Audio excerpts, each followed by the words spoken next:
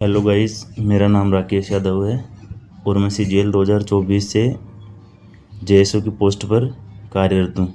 और आज हम इस वीडियो में सीजीएल 2025 की एग्ज़ाम के बारे में बात करेंगे, जो अभी 9 सितंबर से 26 सितंबर के बीच कंडक्ट करवाया गया है।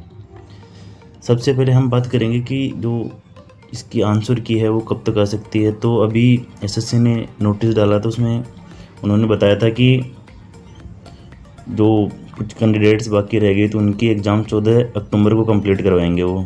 तो उन्होंने बताया था कि 15 अक्टूबर को आप मतलब क्वेश्चंस पर ऑब्जेक्शन फाइल कर सकते हो। तो इससे हम आइडिया लगा सकते हैं कि आंसर की आने के बाद ये सब कुछ होगा, तो 15 अक्टूबर को शायद एसएससी अपनी आंसर की इस बार दे देगी। अब हम बात करते हैं कि टीयर 1 का जो रिजल्ट है वो कब तक आ सकता है। तो नॉर्मली हम देखते हैं कि एसएससी है ना, वो 2 से 2.5 मंथ्स के अराउंड हर एग्ज़ाम का रिजल्ट जारी कर देती है। तो जैसे 9 से 26 सितंबर के बीच एग्ज़ाम कंडक्ट करवाया गया था, तो हम मान सकते हैं कि अराउंड जो दिसंबर है उसके फर्स्ट वीक में या नवंबर के लास्ट वीक तक शायद सीजीएल प्रीलिम्स का रिजल्ट एसएससी जारी कर देगी। क्योंकि पिछली बार 9 से 26 सितंबर के बीच जो एग्ज़ाम कंडक्ट करवाया गया था, तो 5 दिसंबर को उन्होंने सीजीएल प्री का रिजल्ट जारी कर दिया था। तो हम मान सकते हैं कि अराउंड नवंबर लास्ट वीक या दिसंबर फर्स्ट वीक में जो प्री का रिजल्ट है वो एसएससी जारी कर देगी। अब हम बात करते हैं कि जो टीयर 2 है उसका एग्ज़ाम कब तक कंडक्ट करवाया जा सकता है।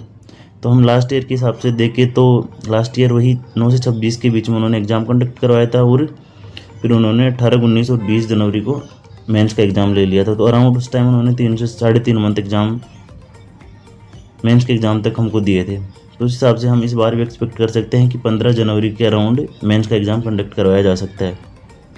अब हम बात करेंगे कि अलग अलग कैटेगरी से जो मतलब कट ऑफ कितनी जा सकती है इस बार। तो सबसे पहले मैं बता दूं कि मेरे 2024 में है ना,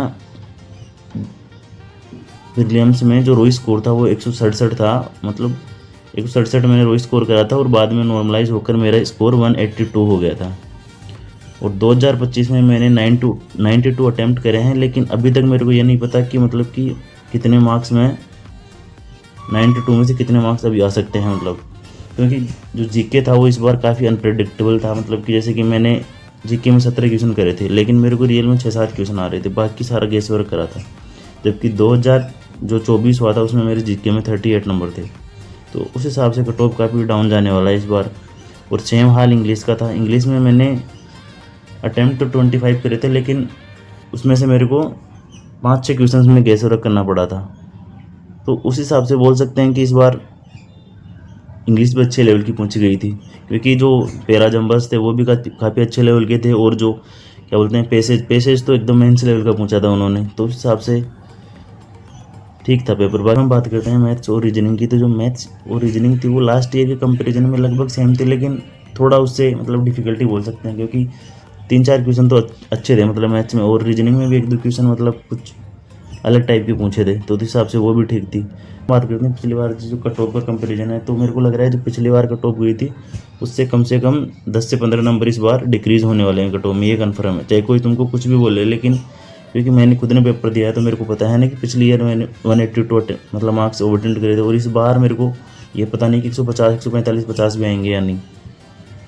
तो कट ऑफ तो श्योर है कि डाउन जाने वाली है। तो जिस भी भाई के जनरल कैटेगरी से 130 से 135 नंबर के आसपास स्कोर हो रहा है, तो वो भाई जनरल कैटेगरी से मेंस की तैयारी कर सकता है। और जिसके मतलब 125 से 130 के बीच में स्कोर हो रहा है ओबीसी कैटेगरी में अगर आपके 125 से 30 नंबर आ रहे हैं तो आप अभी से तैयारी शुरू कर दीजिए।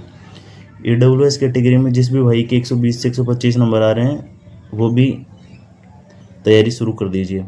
और जिसके एससी कैटेगरी में 105 से 110 नंबर आ रहे हैं, शायद श्योर है कि आपका तो मतलब 105 से 110 नंबर के बीच में आराम से हो जाएगा। और एसटी कैटेगरी में जिस भी भाई के 100 नंबर के अराउंड आ रहे हैं ना, वो उनका हो जाएगा आराम से, आप भी तैयारी शुरू कर सकते हैं। तो जिन भी भाइयों का जो स्कोर है वो अलग अलग कैटेगरी से जो मैंने बताया उसके बीच में वेरी कर रहा है, तो आपसे सभी से ये रिक्वेस्ट है कि आप मेंस की तैयारी करिए। क्योंकि कोई कुछ भी बोले, लेकिन मैंने खुद ने एक्सपीरियंस करा है, इस बार तो कट ऑफ इससे ज़्यादा नहीं जाने वाली। और क्योंकि अगर आपकी हार्ड शिफ्ट है तो उसमें श्योर है कि आपके नॉर्मलाइजेशन में मार्क्स भी बढ़ेंगे। तो अगर थोड़ी हाई भी जाएगी तो मतलब उतना तो वहाँ मैनेज हो ही जाएगा। और अब हम लास्ट में हम बात करते हैं कि अगर हमारे चैनल पर आप नए हैं तो प्लीज़ चैनल को सब्सक्राइब करिए और अपने दोस्तों के साथ शेयर करिए। जो कट ऑफ है अगर उसमें उनके मार्क्स वेरी कर रहे हैं तो उनको भी मौका दीजिए मेंस की तैयारी करने का। धन्यवाद।